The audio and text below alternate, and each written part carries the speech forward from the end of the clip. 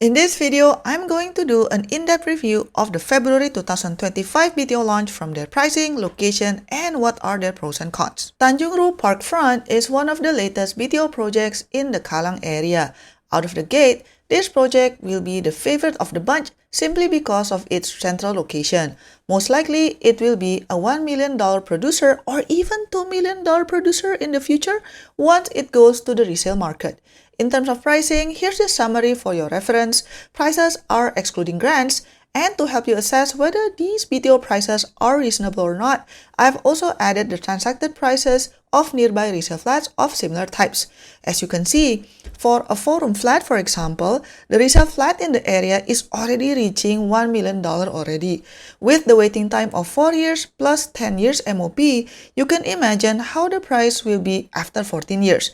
Even the 3-room flats are selling pretty well. If we compare the price with other February BTO projects, let's say for a 4-room flat, as you can see, Tanjung Rhu Parc Front prices are actually not that far from other BTOs.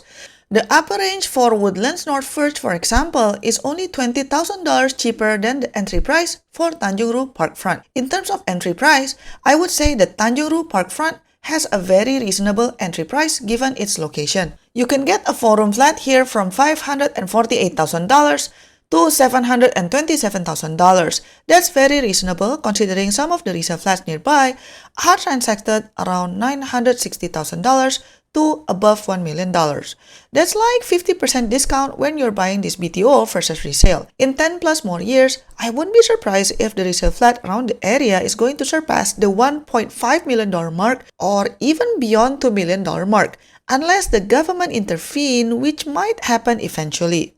The estimated waiting time for this project is about 48 months, which is fair.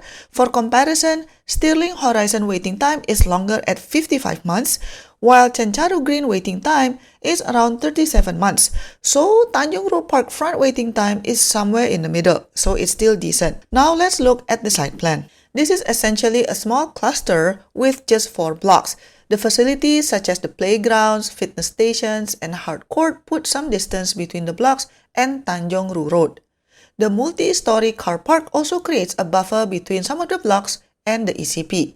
It has 2 drop-off points that I think is still sufficient to serve the project. There is also a sheltered walkway that connects the block to the car park. Majority of the stacks are outward facing, although some stacks will face the multi-story car park directly. About 7 to 10 units will be sharing 3 to 4 lifts, which is still very healthy, and there's also a preschool on the first floor for added convenience. Note that some units may be affected by the west sun. Now let's talk about which stack is the best stack. This is courtesy of Stack Homes. If you are looking for the sea view, interestingly, all stacks would get sea view except for stack 144 that will see the Singapore Sports Hub area instead.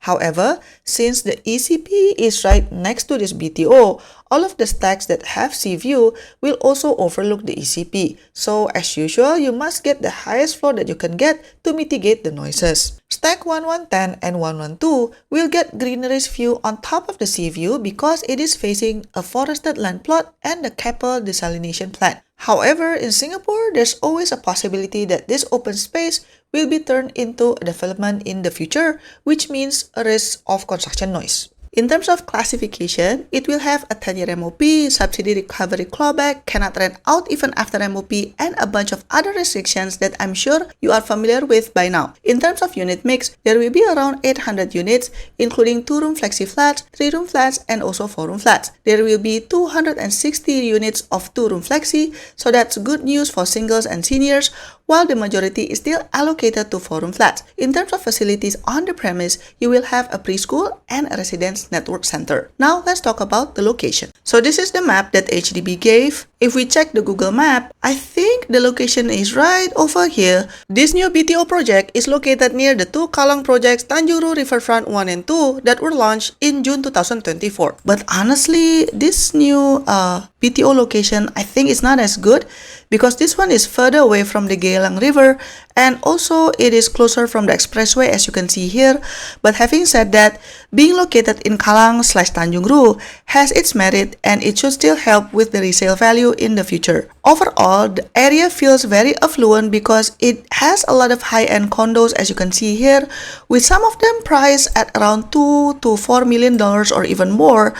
The closest MRT station is Tanjung Rhu, which is this one. But I don't know guys, to me this looks like a very long walk. You could probably use a bus because it is several stops away, but it's up to you. If you like an active lifestyle, Kallang Park connector is right over here. It connects you to the Tanjung Rhu Promenade as well, which give you direct view of the Kallang Basin.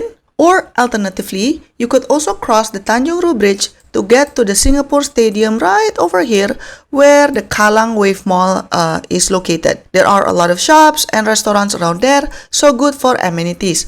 Plus, imagine if there's any concert that you want to attend. In theory, you could just walk home while everyone else is stuck in congested MRT or traffic. Nearest supermarket, I think it will be the one at the Tanjung Rhu Riverfront BTO because there will be one on their premise, so you just have to cross the street, so that's quite near. If you go to the east of the project, as you can see, we have the Singapore Swimming Club here, and also you can see the Dunman High School here.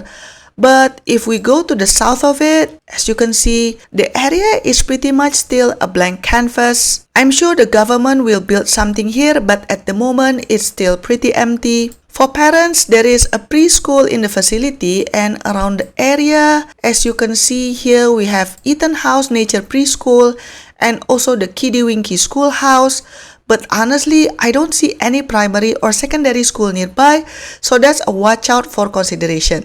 Okay, let's do a quick recap. The main selling of this project is probably that it is in the Kallang area, or to be more specific, in the affluent Tanjung Rhu area. So the name recognition is there. It is also a short drive away to CBD area if you are working there. And I also like the fact that there's 2-room flexi offered here, so that's good news for singles and seniors. In terms of potential resale value, I can see how this project could be another $1 million HDB resale flat producer in the future, especially if you got a high floor unit with a good view. The location is at Kallang near CBD, and it is also surrounded by high-end condos, so it should help to uplift the resale value. On the other hand, what I don't like about this project is the lack of schooling options, which is especially important for young families. Even if it's not relevant to you, it will be on your buyer's mind when they are considering to buy resale flat around here, so that's a watch out. The MRT station is also quite a long walk or a short bus ride away, and obviously the strict restrictions are also a tough pill to swallow. Buyers of this project will be subjected to a 10-year MOP, subsidy recovery, cannot rent out the whole flat even after MOP, etc. The next watch out is that this project is next to the expressway, so there's some potential dust and noise to be considered. If you do apply for this project, you better pray that you'll get a good queue number so you can pick a unit that is not facing the expressway. Another thing to consider is that the potential competition that you will have when you want to sell the flat right after MOP. Why? Well, this project will be only 1 year younger than the Tanjung Rhu Riverfront 1 and 2, right? But those projects have more facilities such as shops, restaurants, a supermarket, and an eating house, and they are also nearer to the water with many units will face the Kallang River directly. Like it or not, this might impact the resale value of this BTO. All in all, I think this project is a great choice for singles and seniors as it is near the CBD area and can support outdoor lifestyle. However, young families might want to reconsider given the lack of nearby primary and secondary school options in the area. If you want more insights about other projects, check out my other videos in this channel. Don't forget to like and subscribe, and I'll see you in my next video. Bye bye!